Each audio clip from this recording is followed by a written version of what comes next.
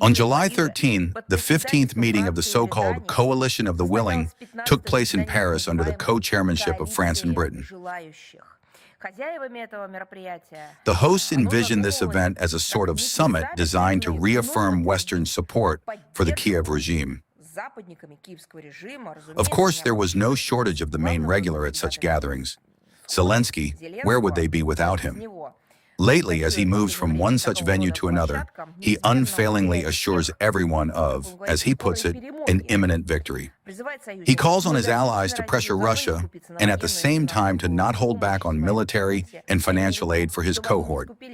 I mean, to not be stingy and to chip in even more. He is not making a very convincing case. In Europe, by no means everyone is ready to make new sacrifices for the sake of the thoroughly rotten and corrupt gang of thieves entrenched in Kiev. All the more so because its terrorist nature can no longer be concealed, especially since they take pride in it. The final joint statement, also signed by the coalition's newcomers, Moldova and the Republic of North Macedonia, reflected the usual passages, as it was said, about unwavering support and comprehensive assistance to Ukraine for as long as it takes, the need for, a direct quote, an immediate and complete ceasefire, direct negotiations with Russia from a position of strength with active European participation, keeping frozen Russian sovereign assets blocked, intensifying sanctions pressure on our country, and countering the activities of the so-called Russian, as they call it, shadow fleet, ostensibly in compliance with international law, including the UN Convention on the Law of the Sea. It also reaffirmed the intention, once a ceasefire regime takes effect, to provide the Kiev regime with, direct quote, politically and legally binding security guarantees, which will allegedly be of a defensive nature.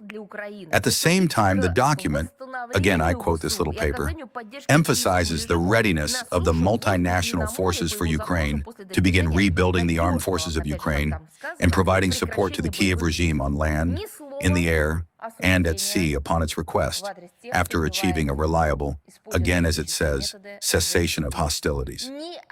Not a single word of condemnation was directed at those who used terrorist methods to murder women and children.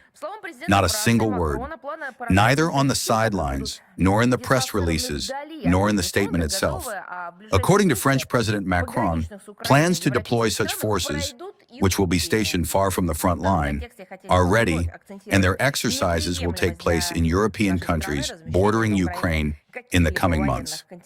In this context, we would like to emphasize once again that the deployment in Ukraine of any military contingents from the countries of the so-called Coalition of the Willing is unacceptable to our country. This will, let me repeat, de facto mean foreign intervention and an escalation of threats to Russia's security. Such units will be regarded by us as legitimate military targets. In Paris, the creation of yet another, now anti-ballistic coalition was also announced, consisting of Britain, Denmark, Germany, Italy, Spain, the Netherlands, Norway, France, and Sweden. Its participants agreed to pool the efforts of their defense industrial enterprises in order to form a so-called integrated missile defense architecture to deter and neutralize future missile threats. It was particularly emphasized that this coalition would be solely defensive. The Kiev regime intends to make a significant contribution to the activities of this structure, including through its so-called own developments in this field.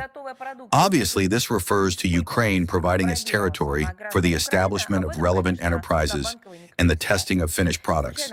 Of course, no one on Bankova Street, however, is going to mention that these finished products will be tested on the citizens of Ukraine.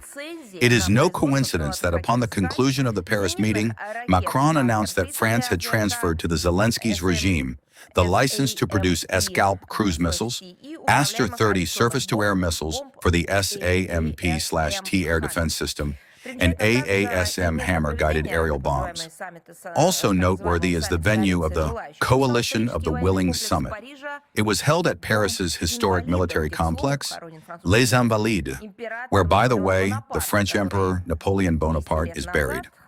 200 years ago, he too patched together a coalition of Europeans willing to conquer Russia, but ultimately lost that war ignominiously and was driven out of our country's territory.